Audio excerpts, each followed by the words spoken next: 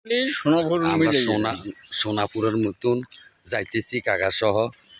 আপনারা একটু দেখেন, আমরা সোনাপুরের রবনা হয়েছি কাকারে লই।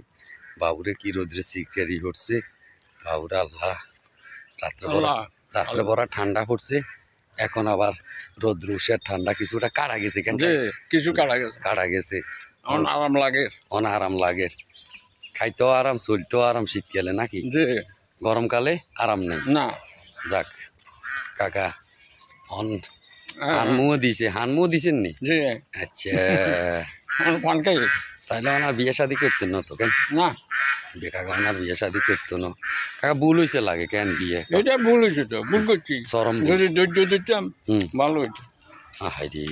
আপনারা আপনি বলেছেন কেউ এই বলছেন না আপনারা, কেউ মারা গেলে আর আলু সসনি দিয়ে পাক করি গান দরকারে লড়িয়া উঠিয়ে শেষি আপনার রন দি তেলের রসি দি খাইয়েন, তো বিয়ে করিয়েন না।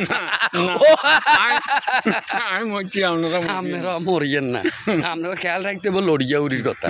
লড়িয়া উড়ি দি শেষি আপনাদেরকে মরিচ কোলা দি খাইয়েন। নোয়াখালীরা কি এক মরিচ কোলা, এই মরিচ কোলা খাই দরকার হলে আবাদত করিয়েন, খালি আল্লাহরে বলাইবেন। আল্লাহ ছাড়া আর জিগিরে আর কিছু নাই, ফিগিরেও আর কিছু নেই।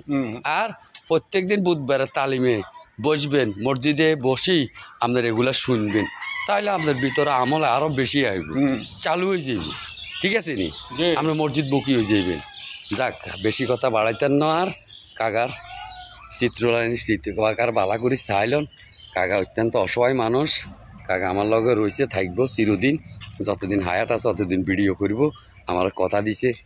এখন কাকা পান টান খাইছে, এখন আমরা একটু এক বাড়িতে যামু গটকালি করার জন্য। কি কথা কর না কা? এখন তাকে বৈতালিকা চামু, চাই আবার আমরা ফির বাড়ি চলে যাবো। ঠিক আছে নি? যাইয়ের বৈতালি চাই বলবে।